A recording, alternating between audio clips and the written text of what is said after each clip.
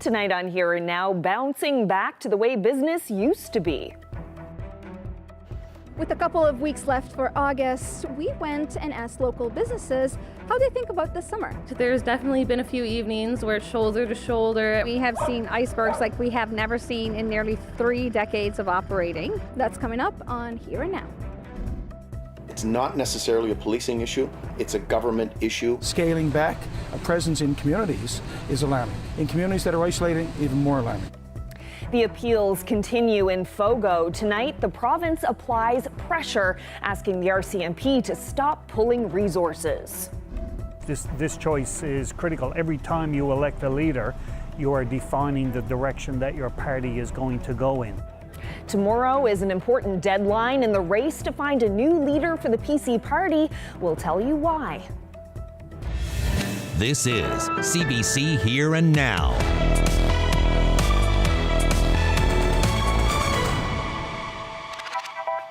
Good evening and welcome to Here and Now. We'll get to those stories shortly, but first, 3 men who were before the provincial court for charges of extortion and kidnapping have been acquitted. One of those men is repeat offender Philip Pinn. Here and Now's Henrika Wilhelm has that story. About 2 months after a trial had started against Philip Pinn, Joe Aylward and Jeff Aylward, all 3 men have been acquitted. In early December 2021, Pinn and the Aylwards were arrested. They were accused of holding a man against his will and extorting his mother for money. Charges included extortion, kidnapping, and holding a person for ransom. On the very first day of the trial, the Crown had asked for a mistrial after learning that one of the defense lawyers used to represent one of the Crown's key witnesses. That issue was resolved, however, by another lawyer taking over. Pinn is well known to the courts. He was convicted of manslaughter for killing his friend Nick Windsor in 2014 and sentenced to 8.5 years in prison. On Wednesday, the Crown chose to call no further evidence and invited the judge to dismiss all charges, as it indicated that the main witness was uncooperative. That led to an acquittal. This isn't the end of the legal troubles for Pinn, however, who remains in custody.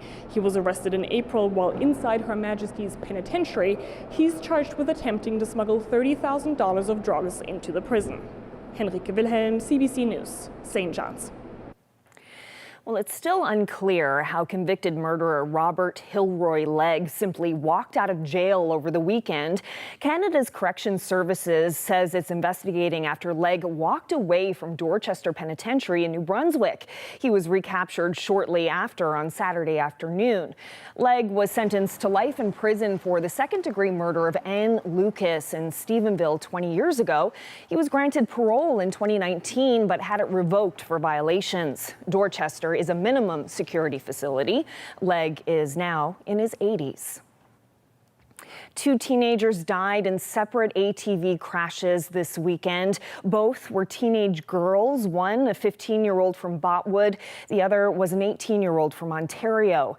Police say the Botwood girl died in a crash Saturday evening. She was a passenger in a side-by-side that went off a path near Bishop's Falls. She later died from her injuries. Neither she nor the driver were wearing seatbelts or helmets. Police say the 18-year-old from Ontario was not an experienced ATV rider, and the machine she was driving went off the road at North Harbour, also late Saturday afternoon. She died at the scene. Both she and the passenger were wearing helmets. Well, in other news, tourism operators say business has bounced back this summer. Long gone are the slow days of the pandemic. Here Now's Arlette Lazarenko caught up with a few tourism operators today. Guests have come from all over the world. I feel like we're back to the good old days. Boats at Iceberg Quest Ocean Tours have been busy this summer, thanks to lots of icebergs bringing lots of tourists. 2023 was a year for the books. It was really incredible. It's not just nature. Events in St. John's have also helped drive tourism business this summer. In previous years, it was staycationers that helped fill these hotel rooms. But now, the Murray Premises Hotel is seeing the return of people from far away. The George Street Festival this year was great for us. We had many people coming to stay at the hotel and then enjoying the concerts later. And we also had other shows and concerts and arts-related events happening in the province and in town that helped us to have more tourists and more business. More tourists from out of town brings more customers to gift shops, like the Wild Things. Here, it's puffin-themed toys that are big sellers. There's definitely been a few evenings where it's shoulder to shoulder, and we always have the Newfoundland music going so people start singing. It's been very busy.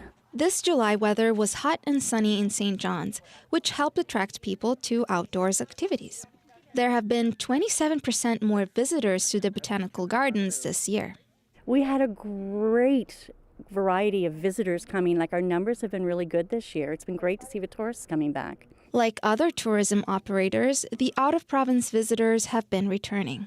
And it's just been exciting, you know, after a few slim years with COVID and fear of travel, to see the tourism sector come back. And we're hearing from all our partners and our, sister sites and whatnot that everyone seems to be having a good year. Back on the harbor front, Iceberg Quest Tours says this summer will help make up for the lean years of the pandemic. I'd like to thank everyone that has come to Newfoundland and Labrador and helped with the tourism industry, because we've had a couple of rough years in the past, and just hope that all folks are having a fantastic season. Overall, we hear that it was a successful tourism season, and it seems like it's going to continue into the fall. Arlette Lazarenko, CBC News, St. John's. Well, people on Fogo Island are turning to the province for help with their policing woes. This fall, the island's RCMP officer will be working out of Gander due to staffing issues. As Here Now's Troy Turner reports, the province says it's also concerned about upcoming cuts. Fogo Island residents are calling on the province to step in and solve their policing problem. They want a reversal on the plan to service the island part-time from afar and believe the province can help. I do not think that this is an RCMP decision. This is a provincial government decision. The minister has made this decision when the RCMP came and said, look, we're struggling with resources, we want to remove these. So it's not necessarily a policing issue, it's a government issue and a support of this community issue. But I think right now our provincial government need to get out here and talk to the people of this island, because I'm at a loss what they're thinking right now. CBC reached out to the Department of Justice and Public Safety, but no one was made available for an interview. In a statement, it says the province meets regularly with the RCMP about services and that it's expressed its concerns about vacancies. Quote, "We have seen no indication from the federal government that it has a plan to address the same and believe the status quo is not sustainable. We would implore the federal government to make clear its intentions surrounding contract policing." Meanwhile, the opposition calls the predicament troubling, another cut to an already isolated community. There's a rapport and there's a process here that's been enhanced over the last number of years. The RCMP now talking about scaling back a presence in communities is alarming. In communities that are isolated, even more alarming. The province says the RCMP got an additional $17 million boost last year to support the more than 450 officer positions. With the province footing the bill for 70% of the RCMP resources in this province, the PCs say the Justice Minister needs to push back. To me, the approach here is totally wrong. Whatever dialogue or discussion they've had obviously wasn't with the right people, and I think this automatically has to be stopped. And I have no problems with having a discussion around how we do policing in Newfoundland and Labrador, how we develop partnerships between the two police forces, and how we do better community policing in Newfoundland and Labrador. But you can't have rural and Newfoundland and Labrador have one level of policing and other parts, particularly urban areas, have a different level. The RCMP remained tight-lipped on the issue. However, in a statement last week, it maintained the Fogo Island detachment will not close. Troy Turner, CBC News, Gander.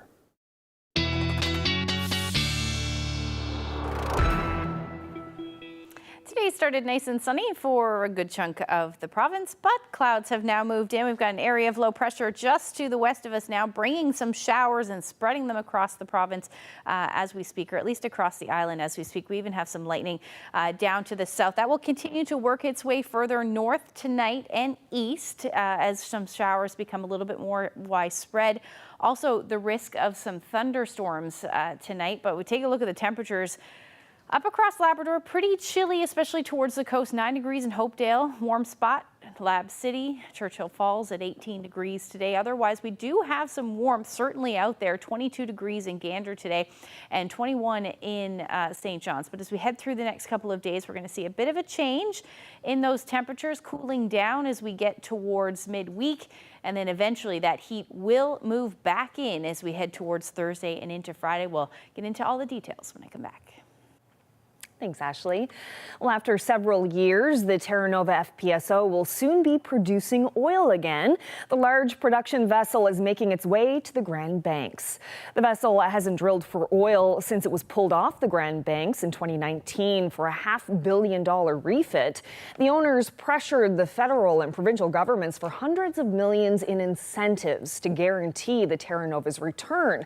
Estimates suggest there are still about 80 million barrels of oil remaining in the Terra Nova oil field. Well, the countdown is on for the 11th annual Tickle Swim for Mental Health.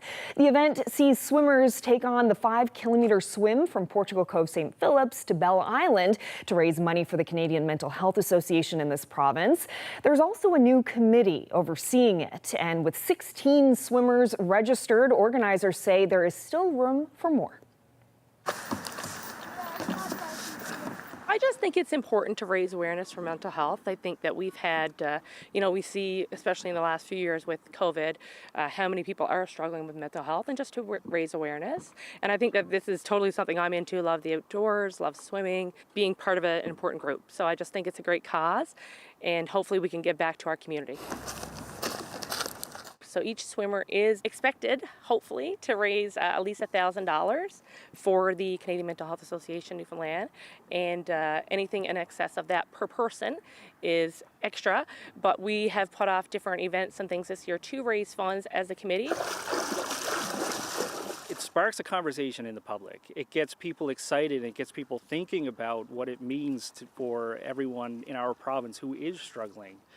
So what that does is it helps us attract sponsors and funding, and it helps us establish a position to partner with all levels of government, with industry in our province, our not-for-profit sector, that are all related to tackling mental health issues, and become a focal point and help synergize all of that activity, and with the end goal, of course, improving the mental health and wellness ecosystem for everyone in Newfoundland and Labrador.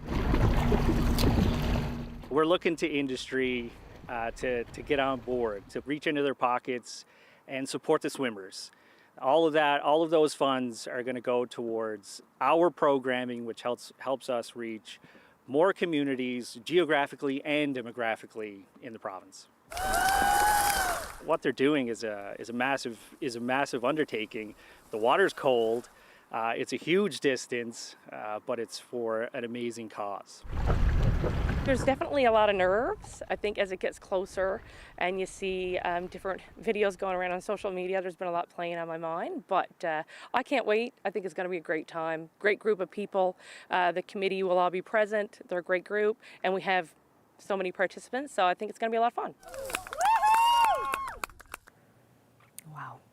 Well, the 2025 Canada Games volunteer program just got a new sponsor. Atlantic Lottery announced today that it will be donating $1 million to help the program run smoothly. St. John's is hosting the event for the first time in almost 50 years. The Games can't go ahead without the legion of volunteers. So there's a lot of structure required. There's a program that you have to put in place to be able to attract 5,000 people and use them effectively. So there's scheduling, there's software, there's a bunch of expenses that have to be put enhanced to make sure the volunteers are productive and effective. Well, there is nothing like Nan's home cooking. Maybe you're lucky enough to be having some right now. Today, the Manuels River Interpretation Center turned over its kitchen to one local Nan to whip up a delicious feed for visitors and raise a few dollars. It's called Nan's Kitchen Takeover, and we stopped by for lunch. We're pretty excited about having this opportunity to be able to let somebody come in and take over the cafe. We provide all of the ingredients, so there's no cost to Nan. We have a lovely thank you gift for her at the end. And then the anybody who wants to come out comes out and gets like a meal and dessert and coffee all included. So it's just a great experience for us to actually engage people within our community. And anything we do here at Managed River is an opportunity to like raise some extra funds, because as a charity, you know, that's how we do it. This is how I would like to see it painted. Hi, I'm Tony, and I'm here supporting the Managed River by cooking and mentoring young girls and giving them a chance to see what it's like to cook a meal for a lot of people. And in the fundraising side of it, it'll all go towards maintaining the trails, which are beautiful, and going up the river and then down to the ocean. So it's something that's near to my heart. Oh, it's been so great. She is awesome. She's been cracking jokes the whole time. It's literally like she works here. Yeah, it's been awesome. The tips and tricks have by far been my favorite. Like the coolest one today has been we use sweet and sour sauce for the meatballs. And when we empty the jar, we actually put water, just a little bit of water in, and then mix it around, and then actually dump it in all the other bottles so it doesn't dilute very well, and then we use it again. So it's just things that seem really obvious, but they aren't when you're in the middle of doing it. Oh, it's been a ball. It's been a blast. It's been great to get out and be with the young kids again. Yeah, I did a lot of volunteering in my younger years when my kids were small, so it was nice to get back with the younger crowd and do something constructive.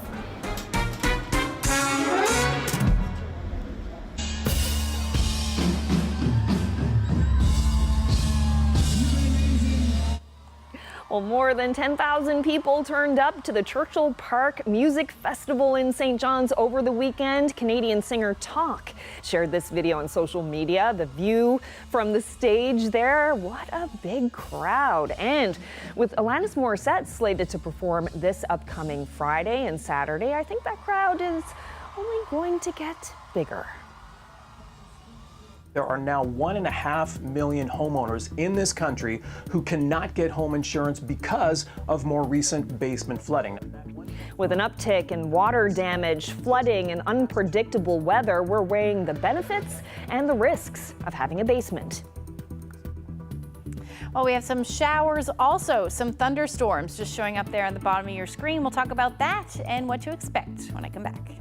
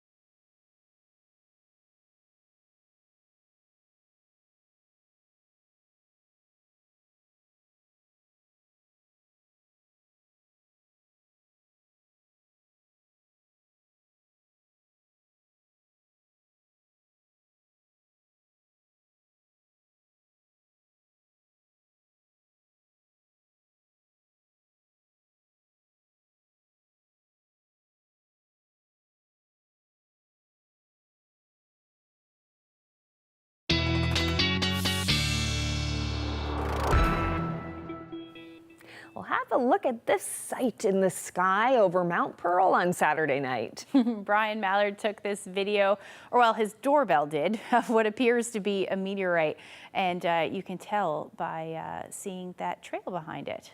Yeah, and I believe the video sped up a little bit. It wasn't going quite that fast, but yeah, you can definitely see the trail. Yes, definitely. The meteor shower this weekend was peaking this weekend. So I went out to Cape Spear last night, actually, in fact, and checked it out. And did you see much? Yeah, I saw a few. Yeah.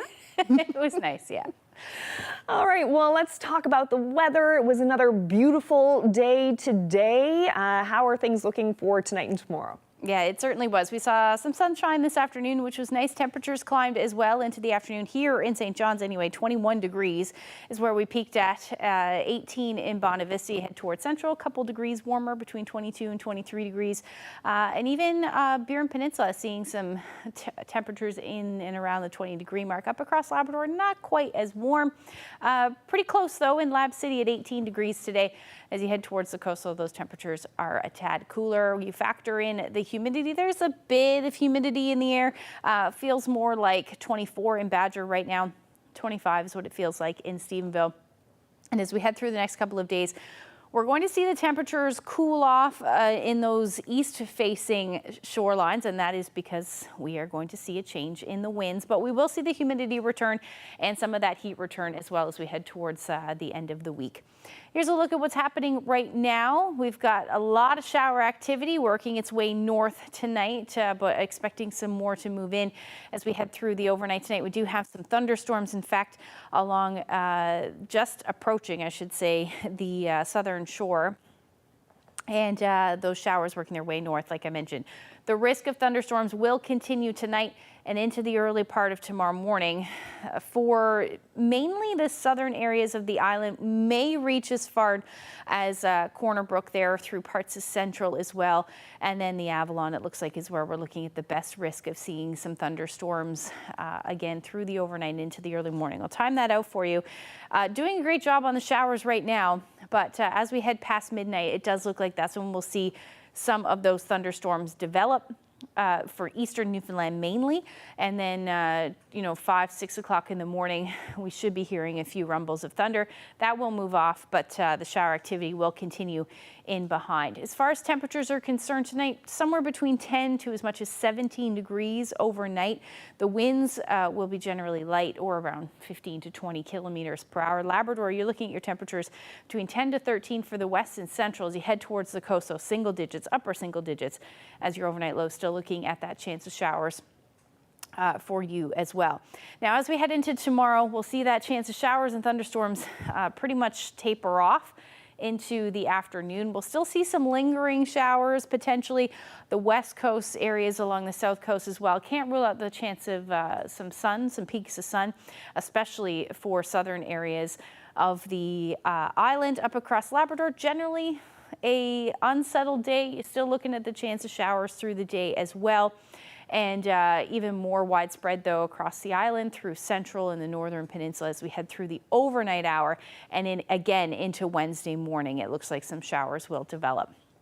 As far as temperatures are concerned, those winds returning, northeast winds, not overly impressive, only about 10 to 15 kilometers per hour, but it is still going to bring a drop in temperatures tomorrow, a notable drop in temperatures tomorrow, between 14 and 15 degrees. Away from that onshore flow, though, temperatures should climb into the upper teens, maybe even the 20s for Marystown, 22 degrees.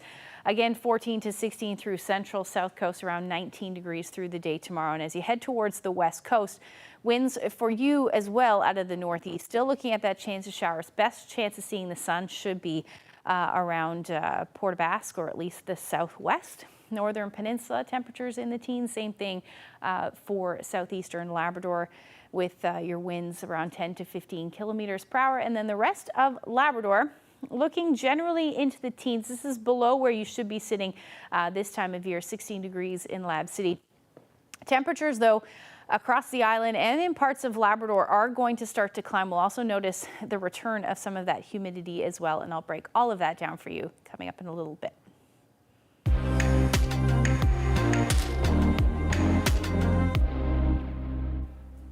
Staying with the weather, hundreds of homeowners in Nova Scotia are waiting for remediation crews to come clean up after last month's historic flooding. And with extreme weather becoming more common, many are wondering, is having a basement worth it? The CBC's Preston Mulligan brings us this report. For whatever reason, we think we need to live in a home with a basement. Like, where else would we put our washer and dryer? Where would we put our hot water heater, maybe an extra refrigerator? All that clutter in the house that we don't want to have upstairs, we keep in our basements. And then this happens. Basements flood. Not every basement, but a lot of basements flood. So that begs the question, do we really even need basements? Personally speaking, I've seen enough damage through my career that I am not a big fan of basements. I find the risk far outweighs the advantage of that square footage. And for me, and anybody that I advise, I would say stay above the ground if possible. Now, the recent rainfalls are keeping remediation guys like Peter Keefe here at First On Site busy. Keefe's company has hundreds and hundreds of homeowners still waiting for him to send a team in to dry out and then rebuild their basements. Over the years, we've seen many homes, many streets revisited repeatedly when you get some of these extreme weather systems roll through. But as bad as things are now, when it comes to extreme weather, things are really only going to get worse.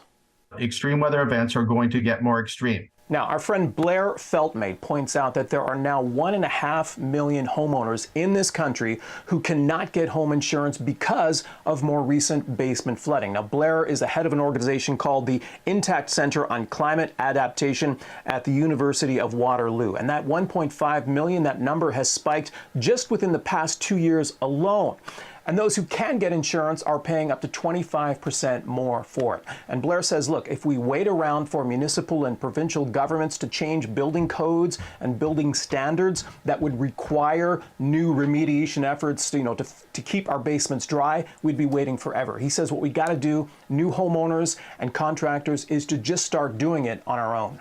Think of it as an investment in equity, because when you go to sell that home, increasingly so, people aren't just going to be asking about granite countertops in the kitchen. They're going to be talking about flood vulnerability. So yeah, who really cares about your countertop or any of those features upstairs if your basement is prone to regular flooding during every heavy rainfall? And the thing is with basements, maybe your basement didn't even flood. The thing is, it may in the future. Despite all that you've seen in the media in recent years about flooding, wildfire, and extreme heat being problematic, it is going to be more problematic going forward, guaranteed 100%. So we need to prepare.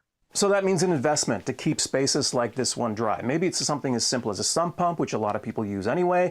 Maybe in the future when you're building your basement, you put the windows above grade, not at ground level, to keep the water out. Keep those windows extremely watertight. You can wrap your foundation in a material that protects it, keeps the water out. Maybe even think of putting a berm in your backyard to protect your entire house from the water. The point is, when you're building your house, think about this. Don't build your house in such a way that a third of it is in a deep, dark, damp hole. Preston Mulligan, CBC News, Halifax. Tomorrow is the last day to sign up to vote for the next progressive conservative leader in this province. This is the first time we've really done a non-delegated convention. People aren't going to show up en masse to a particular site. Well, coming up, I'll sit down with committee co-chair Sean Skinner, who calls this upcoming vote critical.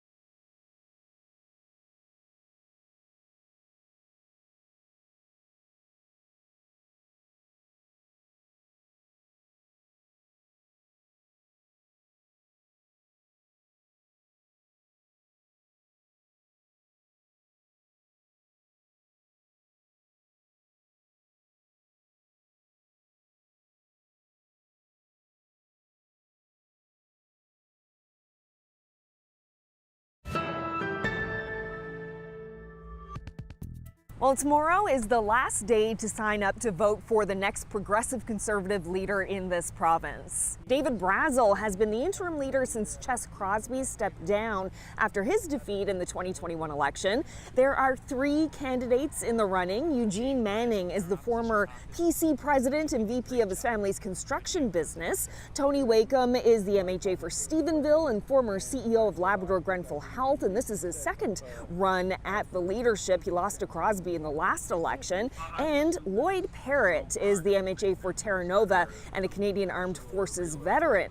And Sean Skinner is the co-chair of the leadership committee. He joins us now. So it's been a couple of years since the party has had a leader chosen by the members. How important is this choice for the PC party? Oh, this choice is critical. Every time you elect a leader, you are defining the direction that your party is going to go in. And so the leadership candidates right now are out there talking to the people of the province, getting their compass, I guess, in order, and they're trying to relay that back to the people who will be voting for them, who've signed up to the party. And we think it's critical. We have an opportunity here to form a government, and if we do, we have a responsibility to make sure that we take the province in the right direction, and that's what the eventual winner of this leadership will do. How many people have signed up so far? We have approximately 8,000 right now that are fully signed up, and I'll explain what I mean by that in a second. Then we have about another 6,000 that are in the process of. And so what's happening is this is the first time we've really done a non-delegated convention. People aren't going to show up en masse to a particular site. They're going to be able to vote electronically through an email or via telephone. And so depending on which route they choose, there are various steps they need to go through to get their registration confirmed. So we expect by the end of this, we should have about 14,000 people signed up. And how does that compare to past conventions?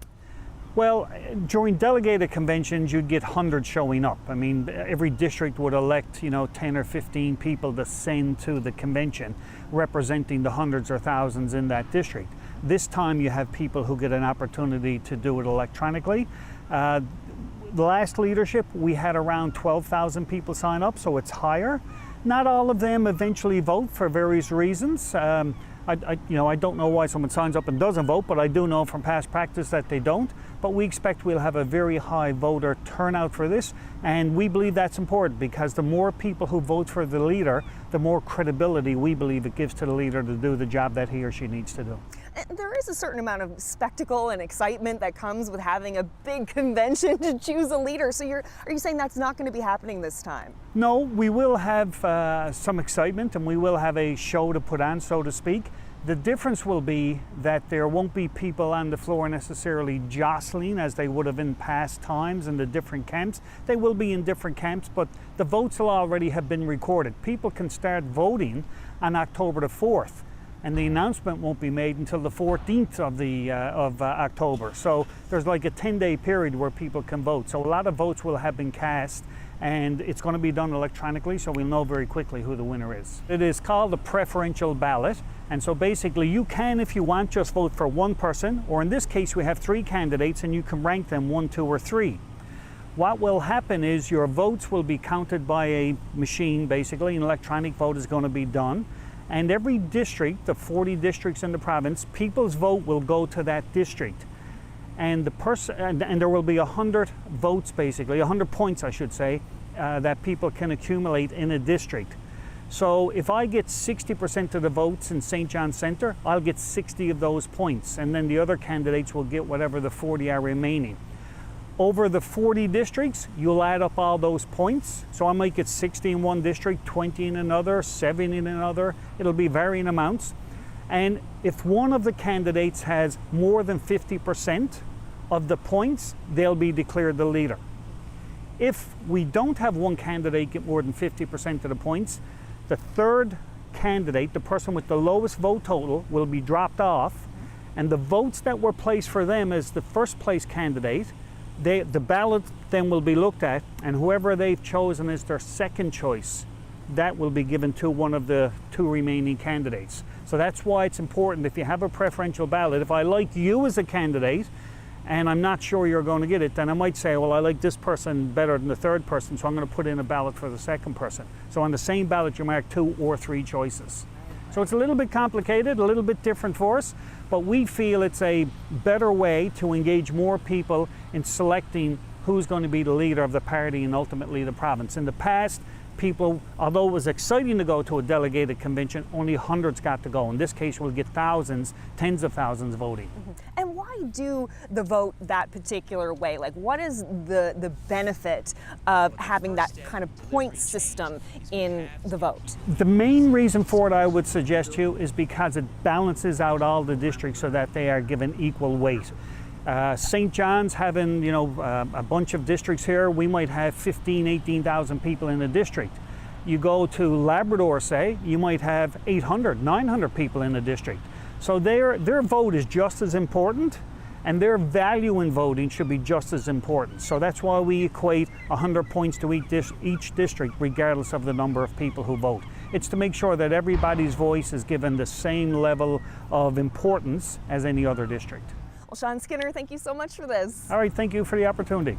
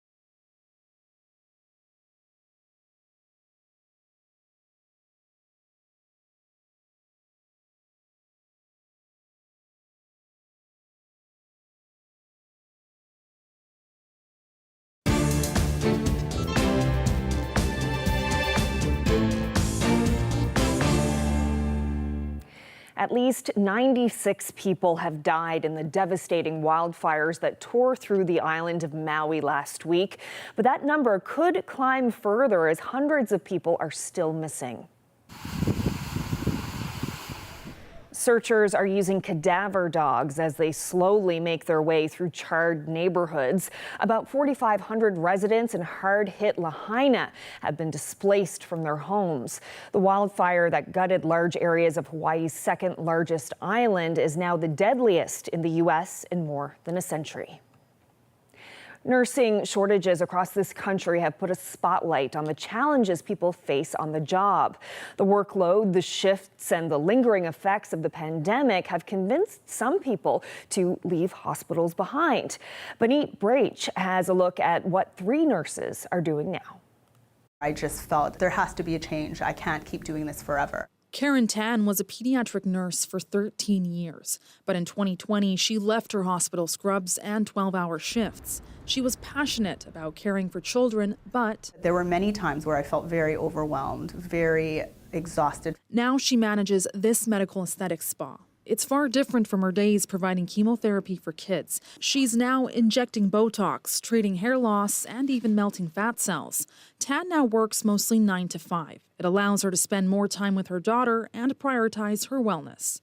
But the job still doesn't come easy. You know, it's very high expectations that clients have. So they're paying a lot of money for us to, treat them. So there's an immense amount of pressure for that. Emily Miller can relate. She was a psychiatric nurse for 9 years in Burnaby, a job she calls a privilege, but it was just too much to juggle with 2 parents working shift work in the hospital and trying to raise 2 young kids. Miller opened up her own medical aesthetics clinic 2 years ago, and she now serves around 400 clients. I, again, get to make my own hours and be available for my kids when they need me. I like the connection that I'm able to form with my patients and that ongoing care as well. Statistics show more nursing jobs like Miller's and Tan's sit empty across the country. Since 2018, the number of unfilled jobs for registered and psychiatric nurses has nearly tripled. Health experts point to several possibilities, from burnout and retirements to more job postings to meet healthcare demands. Rita Jen spent 13 years in public healthcare, the last 2 supervising discharges. I felt like I was just working all the time in order to just feel like I was fulfilling my bare minimum. The stress of problem solving amid patient bed shortages took its toll, especially when she couldn't find childcare. After COVID, and everyone has different priorities now. This space became her solution. A beauty studio Jen opened up with her 3 sisters last year. They share a passion for makeup, hairstyling, and lash extensions. This is something that I needed to do for me and my family. I have no regrets. For Jen, Miller, and Tan, work is now a new pace, with their families and patient care both top priorities. Benit Brach, CBC News, Vancouver.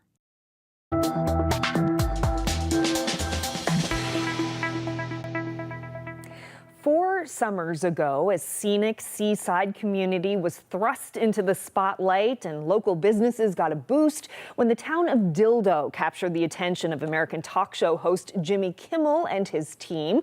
Not only did Kimmel find delight in the town's name, he wanted to be the mayor. We dipped into the archives to bring you this look back at the summer Dildo became Hollywood's sister city. Last week, I was alerted to the existence of a place, maybe a magical place. It's a small town called Dildo, D-I-L-D-O. It's a real place in Newfoundland, Canada. People in Dildo say the name traces back to the 1700s. But, as this archival CBC piece points out, the name means something a little different now. It's called dildo, a word that has come to mean an artificial penis. Yes, it has indeed come to mean that. This picturesque community caught the eye, or really the ear, of Kimmel's team last week. He started talking about Dildo on the show without any warning to the community that it would soon be thrust into the spotlight. I find it so funny. It was like just went so far, so quick. Kimmel even had them on last night. They explained that, yes, their town name has a double meaning, but they're good with it. When was the first time, I guess, that you realized that the name of your hometown meant something a little different? I would say back in elementary school when we had to do a project on our community, and the teacher warned us to be very careful with what we were searching on the internet. Now if you search it up, Kimmel comes up as a top result.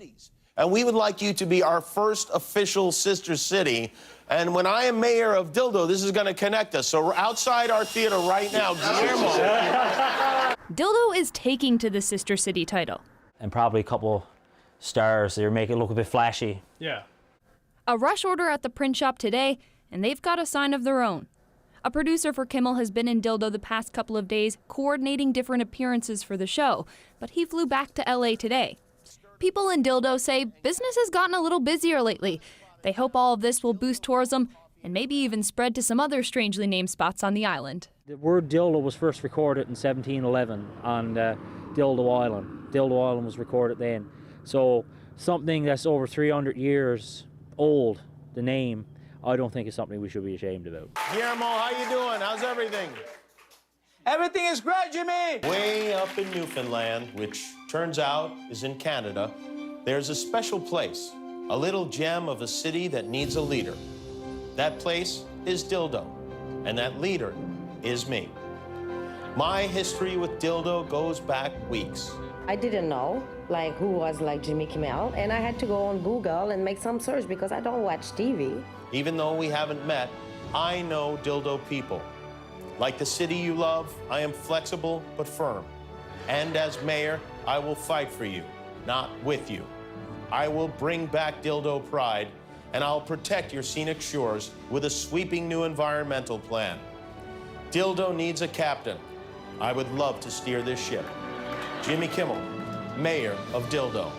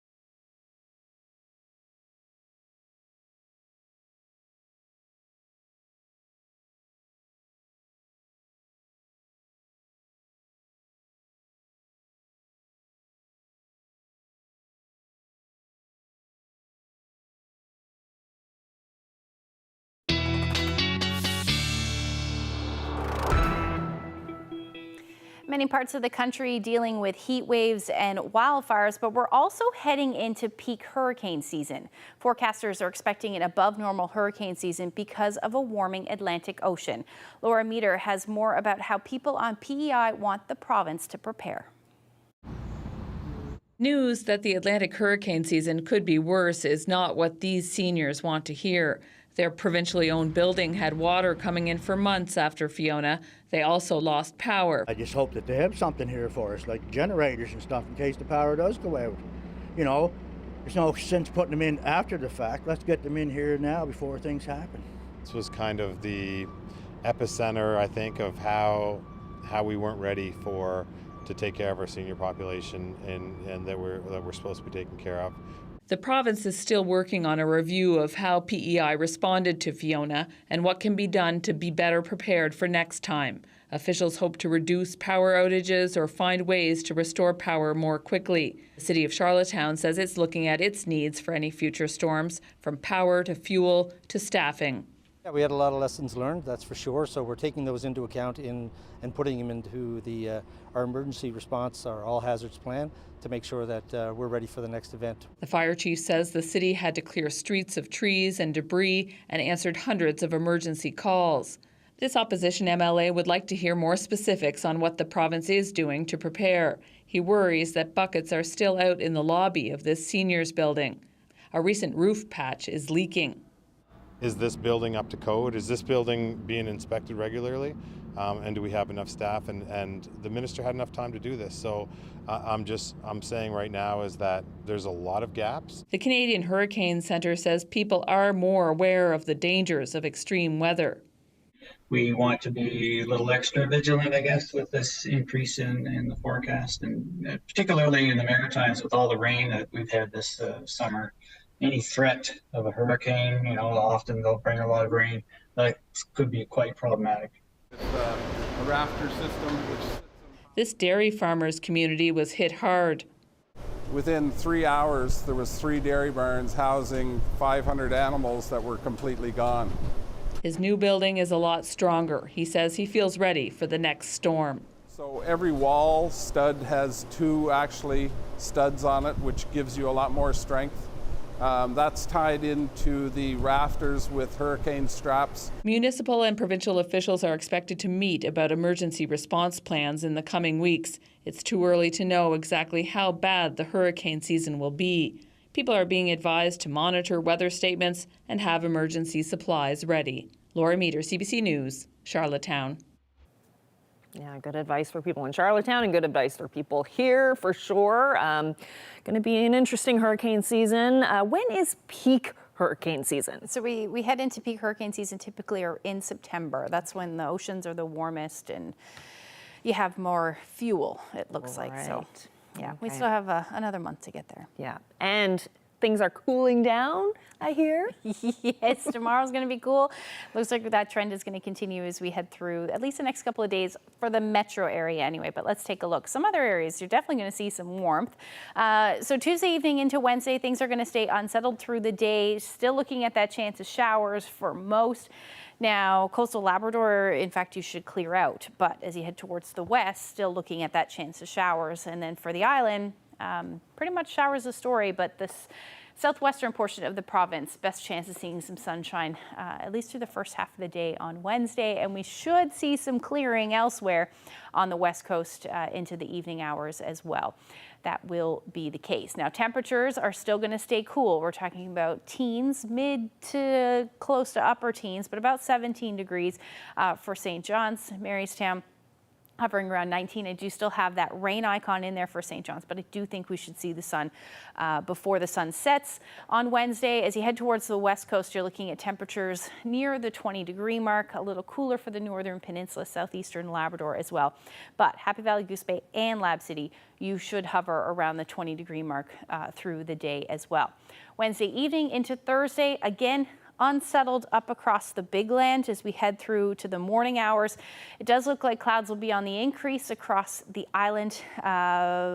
Ridge of high pressure in place, but it doesn't look like it's going to be a good ridge of high pressure. We're still going to see some cloud cover sticking around, maybe even a chance of some drizzle along the south coast because you're in onshore flow. through the day. And our temperatures are going to start to warm up. Now, 22 degrees in Corner Brook. Again, likely some cloudy periods. I don't think it will be full sunshine, but still looking pretty decent. 19 degrees in St. John's. Up across Labrador, temperatures warming, especially for central and coastal areas. You're into the mid-20s through the day. And as we take a look at the long-range forecasts, we will likely stay into the upper teens, maybe even hit 20 by the time we get into Saturday. But it is unsettled pretty much through the week. For central Newfoundland, you're looking at Thursday and Friday, not too bad. Saturday, rain. Same thing for western Newfoundland. And then for Labrador, you're looking at a pretty nice stretch of weather there with temperatures well into the 20s and just some shower chances by the time we get into Saturday. Now, speaking of blue sky, take a look at this. Aw. Sunny Sunday at Cape Spear. Lorraine shared that lovely shot with us. If you have any weather photos that you would like to share with us, you can send them to Facebook, but the best place is to email them to nlphotos@cbc.ca. Love when the ocean is that blue. Yeah, it's gorgeous. That couple down there look like they're nice and cozy, looking at the beautiful view. Very nice. Enjoying, lots of nice weather on Sunday. Got out for a couple hikes. Oh, nice. Beautiful. Yeah. Things are really starting to cool down, though, I must say. Yeah. It's okay. We're getting to the end of August. That's all right. We still have September. It's always nice. That's right. Well, that's it for us on this Monday evening. Thank you so much for joining us. Good night.